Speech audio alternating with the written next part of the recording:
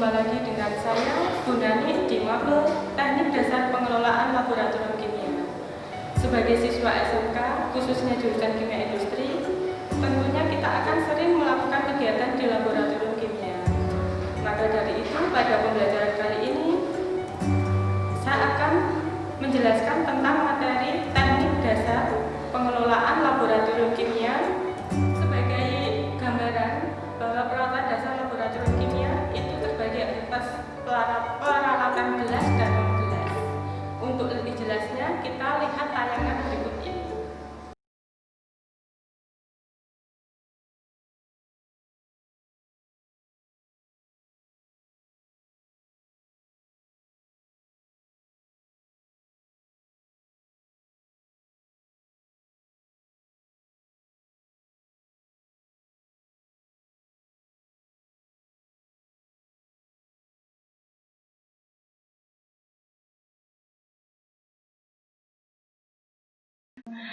Berikut adalah peralatan gelas dan non-gelas yang ada di laboratorium kimia. Yang pertama, rak tabung reaksi.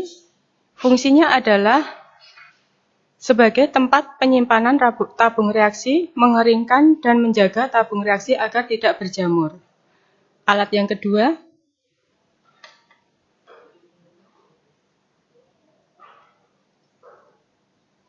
tabung reaksi. Gambarnya seperti itu. Fungsinya adalah untuk mencampur, menampung, dan memanaskan bahan-bahan kimia cair atau padat, utamanya untuk uji kualitatif. Alat yang ketiga adalah gelas ukur.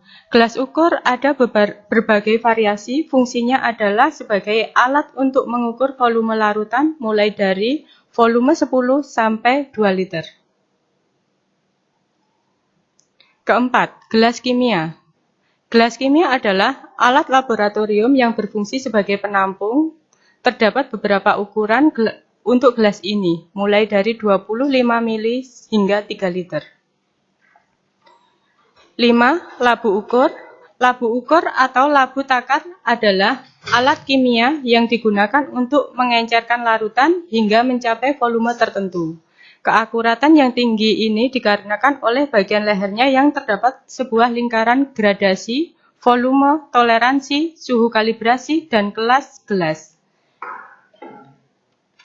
6. Erlenmeyer. Erlenmeyer adalah jenis labu laboratorium yang banyak digunakan. Alat berbentuk kerucut dengan leher silinder dan dasar yang datar ini diambil dari nama Emil Erlenmeyer, seorang kimiawan asal Jerman. 7. Buret.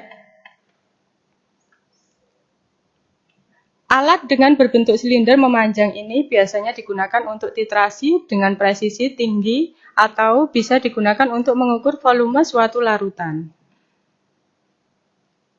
8. Batang pengaduk. Batang pengaduk digunakan untuk mencampur cairan dengan bahan kimia yang keperluan praktek di laboratorium. Batang pengaduk umumnya terbuat dari kaca pejal. 9. Termometer. Termometer berfungsi untuk mengatur suhu atau perubahan suhu. 10. Pipet ukur.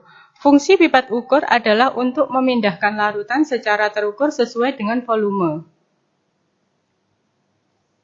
Pipet volume. Pipet volume memiliki bagian menggelembung di tengahnya. Fungsinya adalah untuk mengambil larutan dengan volume yang tepat dan sesuai dengan label yang tertera pada bagian yang bergelembung tersebut.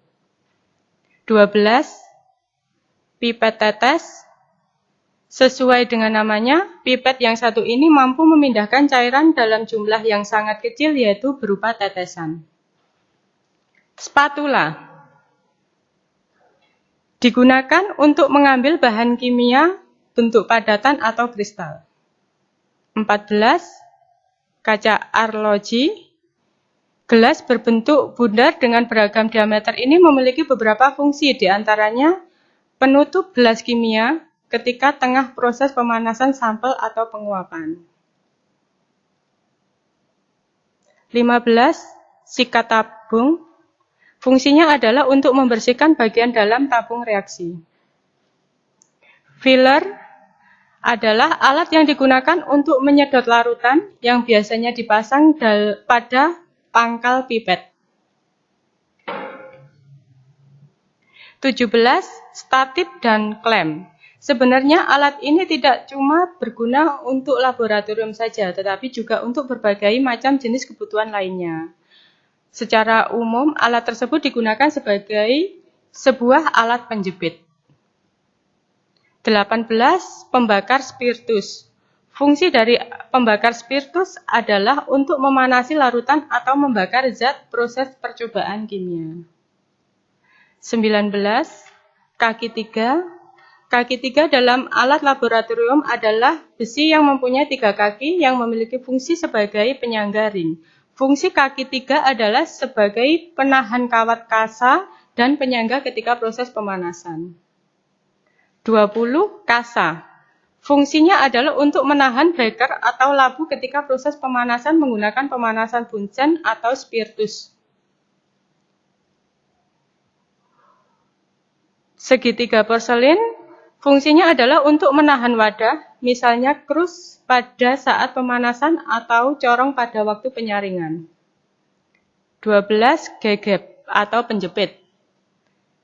Penjepit reaksi terbuat dari kayu yang digunakan untuk menjepit tabung reaksi di saat proses pemanasan. Selanjutnya, botol semprot adalah sebagai tempat aquades. 24. Kertas saring. Alat ini telah banyak digunakan di laboratorium kimia dan biologi, berbentuk lingkaran yang mempunyai diameter tertentu. Alat ini digunakan dalam proses filtrasi zat cair tertentu. 26. 25. Desikator. Desikator ini berfungsi untuk mengeringkan suatu zat atau untuk mengamankan bahan-bahan yang tidak terkena oleh air. Neraca. Neraca adalah timbangan yang berfungsi untuk mengukur massa suatu benda. Neraca analitik untuk menimbang massa suatu zat, tingkat ketelitian lebih tinggi dari neraca timbangan. Hot plate. Hot plate di laboratorium hampir mirip dengan kompor listrik. Alat ini dipakai untuk memanaskan suatu zat yang sekiranya mudah untuk terbakar ketika pemanasan memakai bunsen. Selanjutnya, water bath.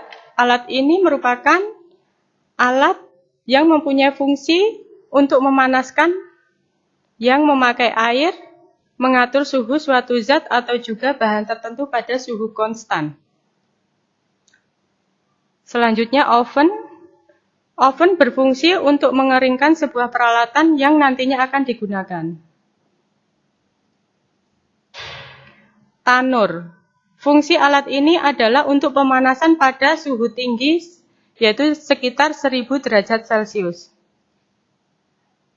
Selanjutnya, lemari asam.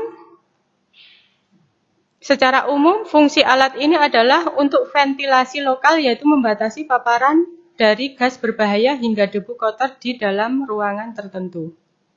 Selanjutnya adalah sentrifug.